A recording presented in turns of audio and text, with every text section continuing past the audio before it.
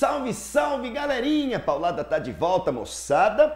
Tô querendo te dizer um negócio importante, fundamental para você que vai prestar vestibular. Deixa eu te fazer uma perguntinha. Você tá ligado o que é técnica GRAN de coloração de bactérias? Qual a importância disso para a ciência, para a medicina, para a vida do ser humano? Muito bem, quero te fazer mais uma perguntinha. Você tá ligado o que é técnica do DNA recombinante, também relacionado aos plasmídios aí das magníficas bactérias? Moçada, tem um monte de assunto filé no nosso vídeo de hoje, portanto, espero você daqui a pouquinho. Só quero dizer para você o seguinte, já até montei aqui um esquema na lousa que daqui a pouquinho nós vamos utilizar também, juntamente com os slides, mas ó, moçada, não perca essa oportunidade não. O vídeo que nós vamos discutir já já é um filé para os vestibas de vocês. Galera, até daqui a pouco. Produção, vamos nessa? Roda a vinheta!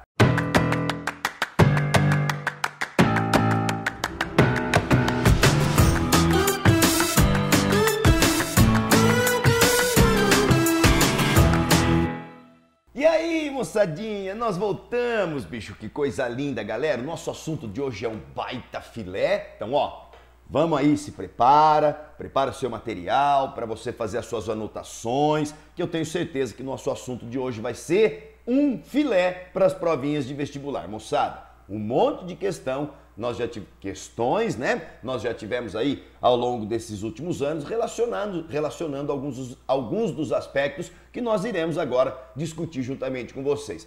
Moçadinha, bactéria, bicho, bactéria é um negócio importantíssimo. E ó, o tema da nossa aula de hoje, claro, são esses magníficos seres procariontes, bactérias, mas o Paulada vai discutir, claro, alguns detalhes que são fundamentais para você que gosta de biologia, para você que quiser aprender um pouquinho mais de biologia e, lógico, para você que quiser usufruir dessas nossas aulas, desses nossos conteúdos, para que vocês possam se deliciar nos vestibulares, moçada, arrebentarem nos vestibulares. E eu tenho certeza de que isso vai acontecer se você conseguir seguir a gente aí. Portanto, ó, já vou pedir de antemão.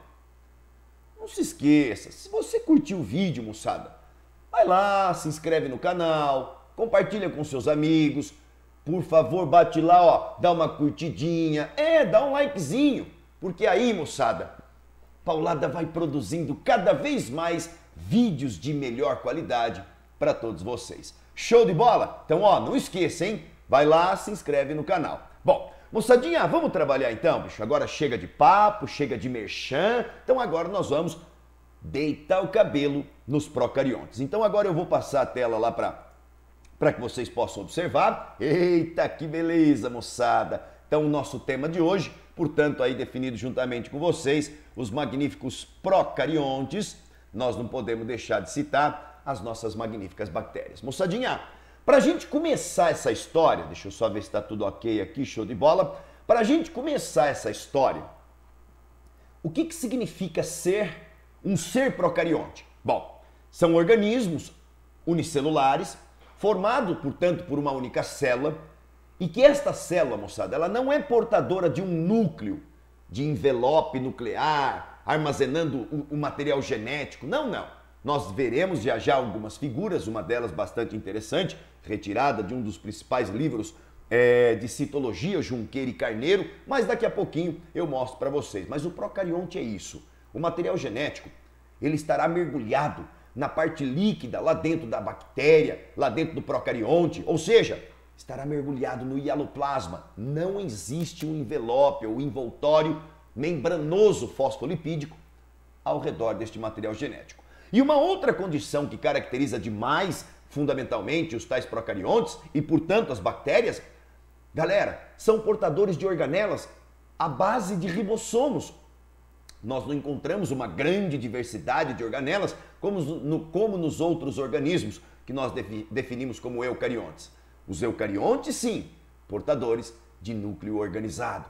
Envelope nuclear, material genético lá dentro, existe um líquido dentro deste núcleo chamado de cariolinfa, além do maravilhoso nucleolo, que é um aglomerado de RNAs ribossômicos. Portanto, basicamente, procarionte, desprovido de núcleo, eucarionte, portador de núcleo. O nosso foco, portanto, serão as bactérias seres maravilhosos que nós teremos a oportunidade de discutir um pouquinho com vocês.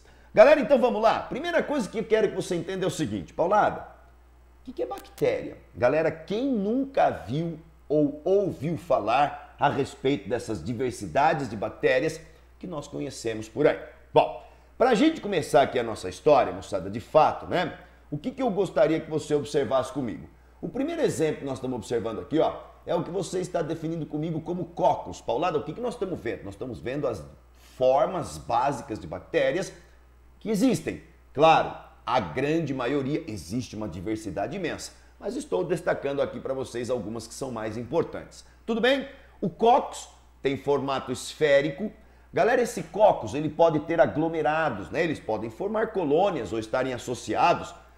Uma doença característica aqui, ó, de cocos, o micrococcus, por exemplo, causador aí da conhecidíssima gonorreia, aqui, ó, você tem a junção de dois cocos, chamamos de diplococo, que significa, um exemplo, o diplococo pneumoniae, causador da pneumonia. Galera, agora, existem outras possibilidades, os streptococcus. Paulado, o que é um streptococo?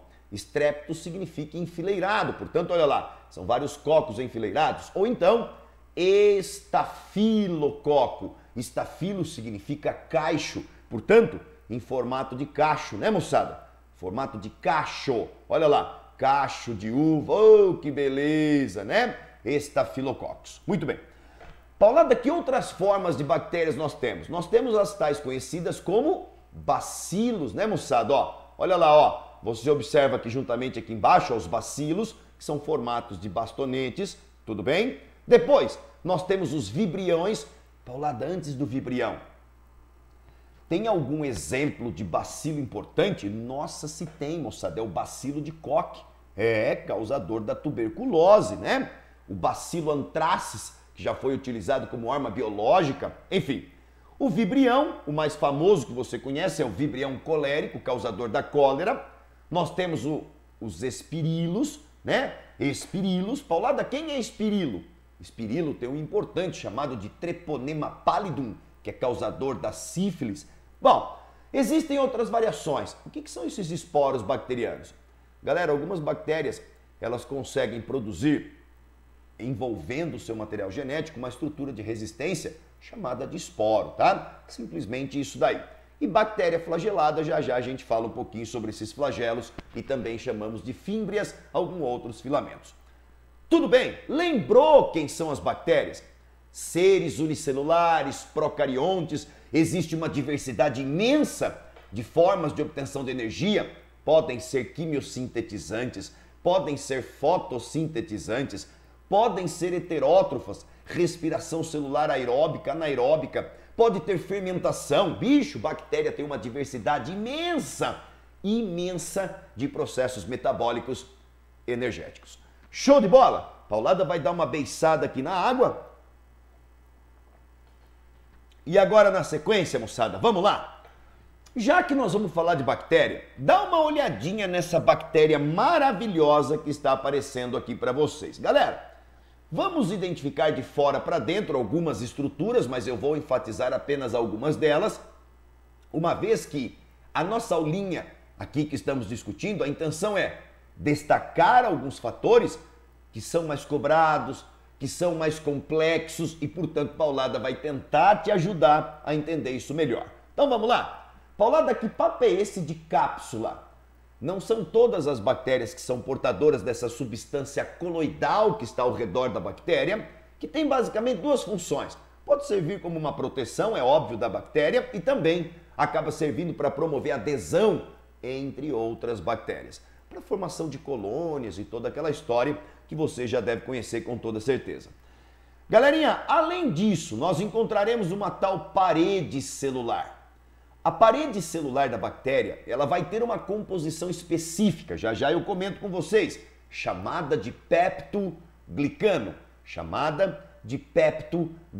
já já eu mostro isso para vocês melhor. Mas esta parede, moçada, ela tem como função básica proteger, obviamente que ela vai dar forma, né? Portanto, ela permite com que as regulações osmóticas possam acontecer, então ela não é um empecilho para isso. mas ela é importante devido à proteção, resistência, forma, entre outros fatores que depois nós discutiremos. Belezinha? Galera, depois nós temos a membrana plasmática, que eu acho que não há nenhuma dúvida quanto a isso. É uma membrana plasmática igual a de qualquer outro ser vivo, portanto fosfolipídica, inseridas de proteínas, toda aquela história que você conhece. Moçadinha, algumas bactérias, elas podem ter invaginações da membrana plasmática, promovendo a expansão desta membrana para a região interna da célula. Algumas bactérias podem ter, isso não é uma regra, que o mesossomo, assim chamado, né, o mesossomo não é obrigatório existir em todas as células. Mas qual que é a grande importância dele? Nestas membranas invaginadas que aqui estão, moçada, só para que vocês possam observar rapidamente, deixa eu só trocar aqui só pegar a caneta aqui, Nestas membranas aqui, moçada, a gente pode encontrar, o que eu estou fazendo em pontinhos vermelhos, a gente pode encontrar enzimas que promovem a degradação aeróbica de glicose.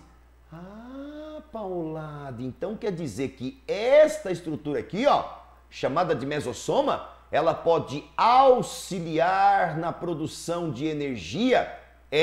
Mas onde mais tem? Em qualquer outro local da membrana plasmática, nós encontraremos também enzimas que realizam degradação de glicose ou de matéria orgânica. Portanto, o mesossomo não é algo essencial para a vida da bactéria. Não, mas ele pode existir sem dúvida alguma. Tudo bem? Então tá aí. Legal, hein, moçada? Então agora vamos apagar toda essa baixaria que nós fizemos e aí nós prosseguimos. Agora, moçada, o que nós vamos fazer? Já falamos de parede, já falamos da cápsula, mesossomo, membrana plasmática. Galera, polirribossomos. O que é um polirribossomo? São ribossomos que estão associados com a produção de proteínas, né? Então, esses ribossomos, eles estão vinculados à produção de proteínas, como em qualquer outro ser vivo. Ao lado, o que são esses grânulos? São vesículas internas das bactérias que podem estar associadas a acúmulo de alguma substância, seja toxina, sejam reservas nutricionais, qualquer um desses fatores, tá? Galerinha, citossol seria o citoplasma, que é o hialoplasma, a parte líquida, mais tudo que aí está mergulhado. E por último, Paulada está destacando aqui com vocês duas estruturas importantes. Uma delas chamamos de nucleoide. Paulada, o que é um nucleoide? O nucleoide, moçada, ele corresponde ao conjunto essencial de DNA que uma bactéria precisa ter para sobreviver. Eu vou repetir, você aí, meu querido aluno do YouTube, que delícia falar isso, moçada, você que está aí me ouvindo. O que é um nucleoide? É o conjunto de DNA essencial para a vida da bactéria. Portanto, se a bactéria perder ou de alguma forma danificar isso aqui, a bactéria já era, moçada. Então, bicho, preste atenção nesta condição importante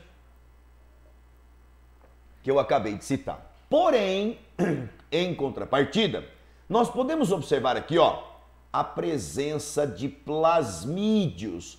Paulado, o que é um plasmídio? Primeira coisa é o seguinte, plasmídio não é um material genético essencial para a vida da bactéria. Paulado, então pode ter bactéria que não tem plasmídio? Claro que sim. Porém, podemos ter bactérias portadoras de vários plasmídios. Perdão. Então, qual que é a história agora, moçada? Facilmente. Este plasmídio que aqui está sendo destacado para você, bastante fácil, né? Percebam que ele tem um tamanho bem menor que o nucleoide, tem um aspecto circular, fácil de ser manipulado, obviamente, pela própria bactéria. Paulado, então, quer dizer que quando uma bactéria adquire um plasmídio, esse plasmídio ele pode trazer benefícios para ela? Lógico, como por exemplo, produzir proteínas que causam a inibição da ação de alguns tipos de antibióticos. Ah, Paulada, chamamos plasmídio de resistência. Tem plasmídio que estimula reprodução ou troca de material genético entre bactérias. É mesmo, já a gente comenta isso com vocês. Então o plasmídio, ele pode trazer benefícios para esta bactéria. Agora, galera, se ele não existir, a bactéria vai morrer? Não. Ela tem o seu material genético essencial chamado de nucleóide. Tudo bem? Ficamos claros quanto a esta condição? Portanto, lindos e lindas que estão aí me vendo e me ouvindo, vamos prosseguir. Olha lá, moçadinha. Agora o que nós vamos falar? Nós estávamos falando de material genético. Galera, agora eu vou te dar um assunto, bicho, que é um dos que mais cai nos grandes vestibulares nos últimos 5, 10 anos. Guarde isso que eu vou te apresentar agora. Leia este texto comigo. Olha lá. A clonagem molecular é uma técnica da engenharia genética conhecida como DNA recombinante, ou clonagem gênica, ou ainda manipulação gênica. Galera, olha lá, ó. Essa técnica ou essa tecnologia permite pegar um pedaço de DNA e combiná-lo com outro. Olha que loucura! Você vai pegar um pedaço de um DNA e combinar com outro qualquer, produzindo dessa forma muitas cópias de diferentes combinações genéticas que você pode estabelecer. Bom, galera, olha que coisa linda que eu vou te contar. Você já ouviu falar então em técnica do DNA recombinante? Então vamos lá, ó. Galera, você está observando aí uma figura comigo, que ela é fundamental para sua prova de vestibular. Eu sou capaz de apostar o meu nome que isso vai cair para vocês. Então, preste muita atenção. Tudo bem? Isso é fundamental. Galerinha, o que nós estamos fazendo? Então imaginem vocês que eu estou aqui, ó. Existe um tipo de enzima chamado de enzima de restrição. Qual é a função desta enzima de restrição? Ela tem como função, ó, promover o corte do DNA em locais específicos. Tudo bem? Então vamos lá. Imaginemos que você está manipulando uma célula qualquer, pode ser até mesmo uma célula humana, e que você conseguiu isolar. Hoje essa técnica é possível porque nós conseguimos fazer o sequenciamento do material genético, né, moçada? Identificação de genomas, enfim. O cara vai lá com a enzima de restrição e corta exatamente o pedaço de DNA que ele quer, que está lá presente um gene que será responsável por produzir uma substância que esse tal cara está querendo que seja produzido. Vamos supor que este gene aqui, ó, seja o gene para a produção de insulina. Paulada, mas da onde ele foi tirado? Ele foi tirado de alguma célula beta, lá da sua região do pâncreas, chamada de ilhas pancreáticas, ou antigamente, ilhotas de Langerhans. Tudo bem? Ótimo. O que ele vai fazer, moçada? Ele vai pegar também, logicamente, esse material genético e ele vai introduzir este gene na bactéria. E aí, dentro da bactéria, o que vai acontecer? A bactéria ela tem um plasmídio, show de bola, estou indicando aí com a seta. Esse plasmídio ele vai ser cortado por uma enzima de restrição. E através da enzima ligase, sabe aquele gene para insulina que nós tiramos lá da célula do pâncreas e agora injetamos na bactéria? Olha que coisa maravilhosa, moçada. Estas enzimas chamadas de ligase, elas ligam o DNA da célula do pâncreas ao DNA da magnífica bactéria, do plasmídio, formando desta forma o DNA recombinante, que seria plasmídio mais o DNA que está querendo ser clonado. Cara, que coisa maravilhosa! A partir daí, moçada, essa bactéria agora, portadora deste DNA recombinante, ao se reproduzir, ela vai promovendo a multiplicação deste gene que nós gostaríamos que realmente fossem multiplicados. Cara, isso chama-se clonagem de moléculas, clonagem molecular. Agora você tem milhares, centenas de milhares de cópias de um mesmo gene que pode, obviamente, ser utilizado em algumas técnicas, como até mesmo substituição de genes defeituosos, para que a partir de então o cara consiga produzir, moçada, consiga produzir insulina. Olha que loucura, um cara que tinha um gene defeituoso, você pode promover a substituição desse gene, chamaremos isso de terapia gênica. Bom, você entendeu a técnica? A técnica é essa. Você vai escolher um gene, vai introduzir na bactéria, este gene vai, esta bactéria vai pegar um plasmídio e cortar com a enzima de restrição, o gene será acoplado por ligases e a partir daí as bactérias vão se multiplicar e promover a multiplicação deste magnífico gene que será muito utilizado em forma benéfica para nós seres humanos. Show de bola? Agora a questão é a seguinte, moçada. Vamos falar de alguns exemplos em que esta técnica é utilizada? Produção de insulina e somatotrofina, que são hormônios de crescimento. A insulina, ela promove a retirada de glicose do sangue, estimulando essa entrada nas células do fígado, músculo, tecido adiposo, enfim. Somatotrofina seria hormônio de crescimento. Galera, essa técnica de DNA recombinante permite produzir plantas que já produzem inseticidas. Olha que loucura! Ou então, estimular bovinos a produzirem mais leite ainda, colocar genes que favorecem isso. Ou então, terapia gênica, como eu falei, substituir um gene defeituoso. Moçada, produção de anticoagulantes. Bicho, as pessoas que tiveram derrame, para evitar ou destruir coágulos, você consegue produzir anticoagulantes através dessa tal técnica. Portanto, bicho, isso é importante para o seu vestibular. Por favor, não deixe de entender esse procedimento. Show de bola, moçada, legalzão? Ficamos claros então? Então vamos prosseguir? Vamos falar mais coisa de bactéria. Vem comigo, olha lá, ó. Agora, o que nós vamos fazer? Eu gostaria de te mostrar duas estruturas importantes de uma bactéria. Moçada, olha aqui comigo, ó. As bactérias, elas podem apresentar dois tipos de estruturas filamentosas. Proteicas, uma delas nós denominamos como sendo flagelo e a outra denominamos como sendo fímbrias. Galera, nós temos dois tipos de fímbrias. Uma fímbria que nós chamamos de fímbria normal. Peraí, fímbria normal são estas aqui, ó. Ó, isso daqui que é a fímbria, moçada, você tá vendo aí na figura.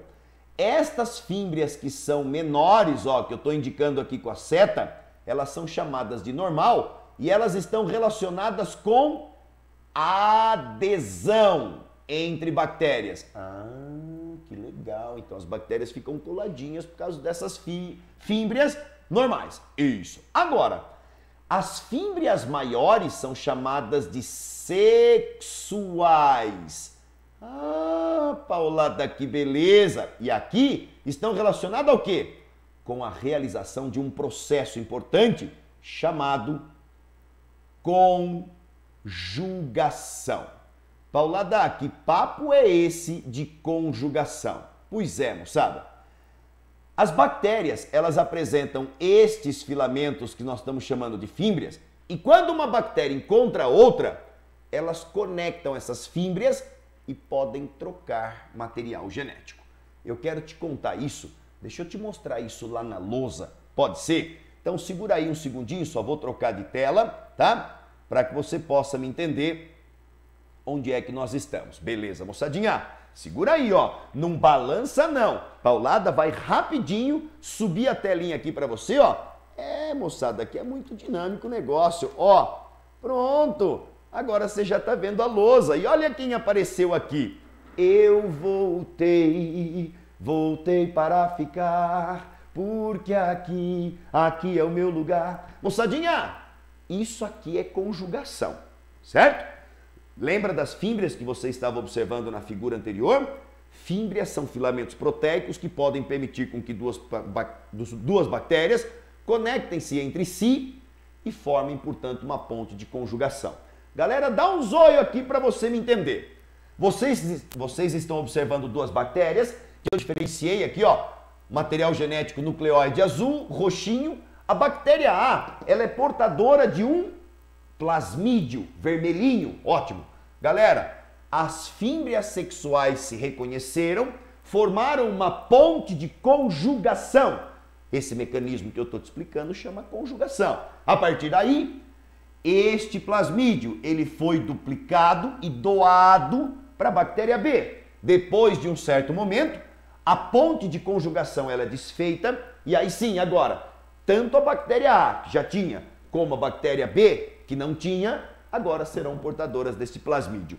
Esse mecanismo de doação de material genético chamamos de conjugação. Show de bola? Entendeu? Vamos voltar para os slides? Beleza, moçadinha? Show de bola. Ó, se quiser tirar um print aí da tela, aproveita, hein? Que agora eu vou baixar. Eu vou baixar para voltar a falar com Paulada. Olha lá, moçadinha, coisa linda. Vamos lá. Boa, boa, boa. Tá vendo como é dinâmico, bicho? É lousa, é slide, assim a gente vai, moçada. Vamos lá? Vou voltar todos vocês para a nossa tela do slide. Pronto, que belezinha. Tranquilão, tudo na santa paz. Entendeu o que é uma conjugação? Fechou? Fímbria sexual, então são essas maiores aqui, né? Ó, que o Paulada está indicando novamente com a seta. Tá bom? Beleza, moçada. Então agora eu vou apagar toda essa baixaria que nós fizemos. E aí agora nós vamos prosseguir.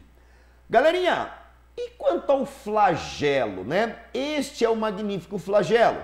Paulada, este flagelo ele é produzido por centríolos? Não, moçada. Não existe centríolos nas magníficas bactérias. Então, ó, não são formados por centríolo.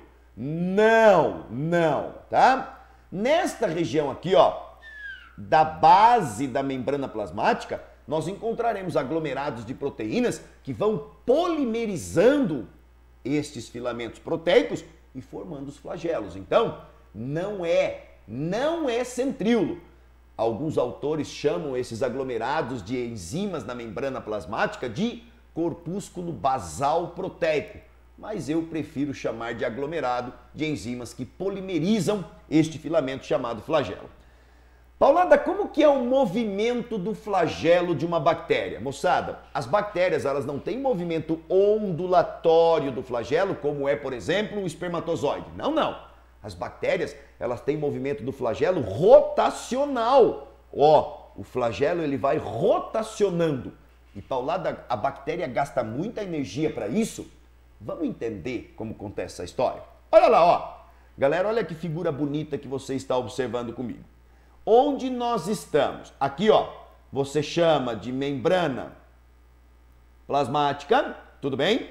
Aqui, ó, este é o espaço intermembranar e aqui nós encontraremos a parede. Fechou? Galera, o que está acontecendo para que você possa me entender? Fácil. Você está vendo que esta região aqui, ó, que eu indiquei para você, ó, aqui, ó, tá vendo? Eu só ampliei e, portanto, olha que coisa doida, moçada. Na membrana plasmática, você tem um poro onde está, obviamente, encaixado um rotor. Tudo isso é proteína. E o que acontece? Este espaço aqui, ó, onde o Paulada está fazendo um X, ele está cheio de prótons, cheio de H+. Toda vez que esse H+ passa por este poro proteico, ele colide com o rotor e promove uma rotação.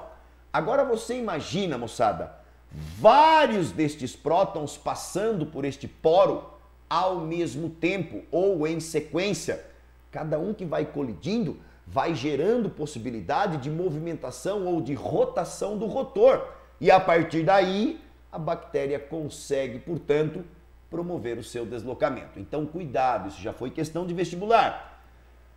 As bactérias produzem filamentos chamado flagelo por centríolos? Não, não é por centríolo, por aglomerado de células na membrana plasmática. Segundo fator, como que é o movimento do flagelo da bactéria? É ondulatório? Não, é rotacional. Terceiro fator, tem gasto de ATP para este movimento? Não, moçada, é simplesmente o que nós chamamos de força motriz de prótons que estão passando por este poro e, portanto, colidindo com o rotor e promovendo constantemente rotação. Lindo isso, maravilhoso isso, era isso que eu queria que vocês soubessem deste fator. Galerinha, tudo bem? Cara, nós estamos andando, quanta coisa boa nós estamos falando e estamos chegando ao fim. Vamos lá, ó. Agora, eu quero te contar uma outra coisa interessante. Você já ouviu falar em um pesquisador chamado de Hans Christian Joachim Gram? Ele era um dinamarquês e que em 1894, como está relatado aí para vocês, esse cara, ele propôs uma técnica de coloração de bactérias que até hoje ela é utilizada. Paulada, você jura? É. Mas qual foi a grande importância dessa história? Moçada, deixa eu só passar vocês aqui um pouquinho para mim rapidamente. Essa história, cara, ela funciona assim, ó. A partir do momento que esse tal Hans Gram, definiu essa técnica, ele começou a delimitar os grupos de bactérias de forma geral. E aí então, quando uma pessoa, por exemplo, pegava uma doença que estava relacionada a uma, sei lá, Helicobacter, ou então uma Neisseria, um Staphylococcus, o cara, pela coloração, ele já sabia qual era o tipo de bactéria e, portanto, a partir de então, qual o melhor tratamento para inibir manifestação rápida, causar danos ou sintomas muito graves. Cara, isso foi uma grande e importante técnica proposta para o mundo científico. Vamos lembrar rapidinho, ó, a ideia não é que você saia daqui mestre dos magos, eu posso já trabalhar no laboratório fazendo teste Gram. Não. Quero que você entenda só rapidinho. Galerinha, a técnica Gram, ela está definida da seguinte maneira. Primeiro que assim, você vai utilizar, você está vendo aí, ó, tá aparecendo para você, você vai utilizar um corante chamado de violeta de cristal, ou se você preferir, ele pode ser chamado de azul de metila também, tá, moçada? E aí, ó, qualquer um desses dois termos, vocês podem utilizar.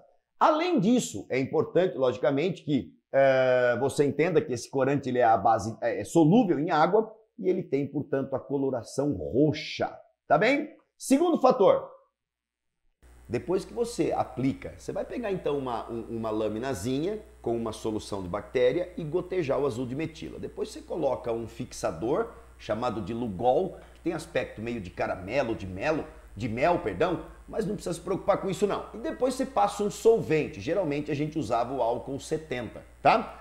Depois disso, moçada, o que nós podemos observar? Você vai fazer a contracoloração. Você vai utilizar um outro corante chamado safranina, que tem cor vermelha. Pode ser um outro também que é chamado de fucsina, tá? Bom, então agora, bicho, presta atenção que agora é filé, filé de verdade. Vocês estão observando aí uma figura maravilhosa, tá? E eu quero que você entenda comigo o seguinte, existem então dois tipos de bactérias aqui para a gente analisar basicamente através dessa técnica. Técnica Gram positiva, né, são chamadas, e aqui, ó, as bactérias definidas como Gram negativas, moçada. Eita, paulada, o que tem diferente nessa história? Olha lá, primeiro fator, paulada, do que é formado a parede celular? Ó, tô apontando aí para você. Do que é formado a parede celular das bactérias? Ela é formada, moçada, por um componente chamado de peptídeo glicano. O que é peptídeo? São pequenas moléculas formadas por poucos aminoácidos. E o que é glicano? É um carboidrato polissacarídeo. Então observe comigo. As bactérias gram-positivas, elas têm uma camada espessa de peptoglicano que corresponde à parede celular. As bactérias gram-negativas, moçada, ó, ela tem uma parede celular aqui, ó, fininha, delgada. Beleza.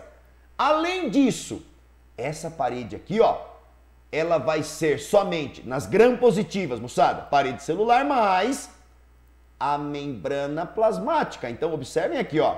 Nós estamos indo de dentro para fora da bactéria. Então, membrana plasmática, parede celular. Aqui, mesma coisa, ó. Tá vendo? Vamos de dentro para fora. Então, ó, membrana plasmática, parede celular. E aqui, ó, você tá vendo que tem uma outra membrana que nós chamamos de membrana lipopolissacarídica. É lipídica também, tanto quanto a membrana plasmática. Estas são as anatomias importantes da gram-negativa e gram-positiva. E a parede celular formada de peptoglicano. Galera, o que acontece? Vamos lá. Por que chama gram-positiva? Porque quando você aplica o corante, violeta de cristal ou azul de metila, ele penetra rapidamente nessa espessa camada de peptoglicano e lá, moçada, ele fica impregnado. E mesmo depois que a gente joga o solvente, ele não sai. Então, olha lá, a camada espessa de peptidoglicano retém o azul de metila e dessa forma as bactérias ficam roxinhas. Ah, Paulada! Então a gram-positiva é porque ela incorpora positivamente o primeiro corante. Isso. Agora vamos para a negativa. Olha lá. Galera, o que vai acontecer? Quando você joga o corante, ele quase nem chega lá na parede celular. E o que chega? Chega pouquinho. E, portanto, quando você joga o solvente, como a maioria do corante está na superfície, ou então até próximo, ou até mesmo lá na parede, mas como foi pouco e a parede é muito delgada, quando você joga o solvente, você tira o corante azul, ou melhor, o roxo. E aí, quando você aplica a safranina ou a fucsina, que é vermelha, a bactéria fica, portanto, vermelha. Então, galera, olha que coisa linda. Deixa eu só apagar ali que eu escrevi bem em cima, né? Olha que coisa linda. A camada delgada de peptoglicano não retém corante, o azul de metila, que será substituído, portanto, pela safranina ou fucsina, determinando para nós esta coloração avermelhada. Então, galera, é isso que você tem que saber importantemente. Ó, vou até dar uma voltada aqui para mim. Entendeu? Essa é a técnica grande coloração de bactéria. Gram-positiva, parede celular espessa já impregna azul de metila de primeira. Gram-negativa, tem parede celular delgada e ainda em cima tem uma outra membrana. Então não impregna o azul, quando você lava com o solvente sai, a hora que você jogou o vermelho ela fica vermelha e por isso gram-negativa, não teve impregnação primária, inicial. Ah, que legal! Dessa forma o médico sabe então qual o procedimento que ele tem que tomar para cada um desses grupos de bactérias. Quero citar alguns exemplos rápidos para vocês de gram-positiva, moçada. Nós temos alguns exemplos como bacilos, você tem a Clostridium, causadora do tétano, por exemplo, a Corynebacterium, causadora da coqueluche, você tem lactobacilos, streptococcus,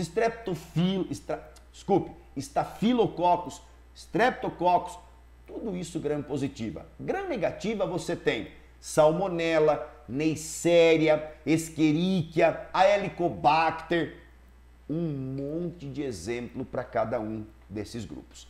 Show de bola? Legal? Entendeu? Ótimo. Então agora, o que nós vamos fazer, moçada?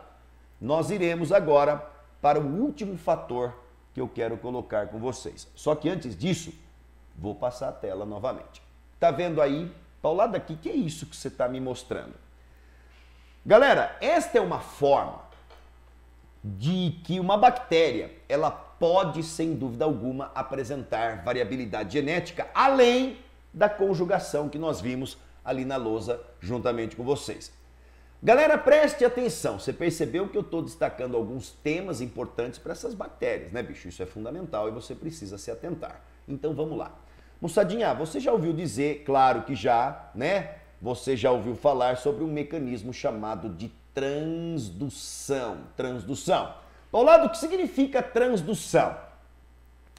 Alguns tipos de vírus, olha lá, alguns tipos de vírus chamados de bacteriófagos, que utilizam bactérias para se reproduzir, são capazes de infectar, produzir outros vírus e promover a lise da bactéria, podendo carregar plasmídios para outras bactérias. Vamos tentar entender essa história?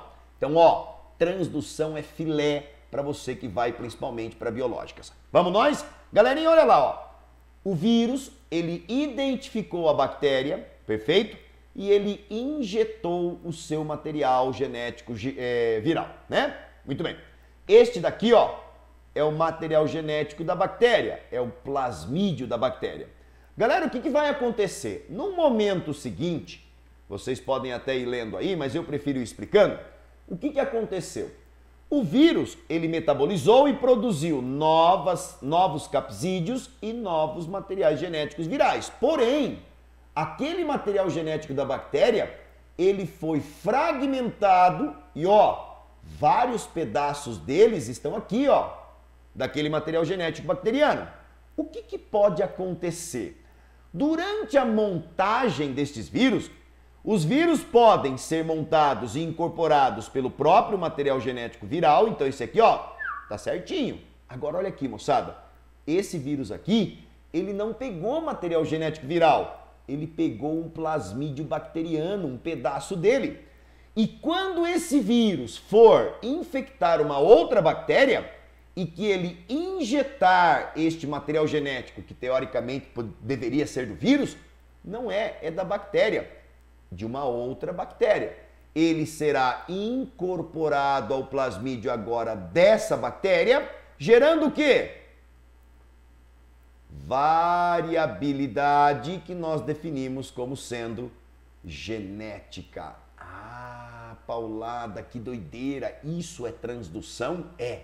A transdução também tem sido utilizada para injetar genes dentro de células de, por exemplo, mosquitos que transmitem doenças para causar a morte ou esterilidade de células reprodutoras. Olha que linda que é a ciência. Moçadinha, se ligou? Tudo na santa paz? Dessa forma, bicho, eu particularmente gostaria de dizer para você o seguinte. Nós finalizamos mais um vídeo. Cara, moçada, esse vídeo é filé para o seu vestibular. Tenho certeza que tudo que eu falei aqui hoje vai estar presente em alguma prova. Ó, muito obrigado. Se você curtiu, moçada, não esquece não. Vai lá, se inscreve, né? Dá um likezinho. Bicho, isso é muito importante para todos nós que estamos aqui trabalhando online, né? Estamos trabalhando virtualmente juntamente com vocês. Moçada, um beijo no seu coração. Muito obrigado pela presença de todos e até a próxima. Valeu, se liga na bio. Ó, continuamos, hein? Valeu, moçada. Fala tchau pra mim. Um beijo no seu coração.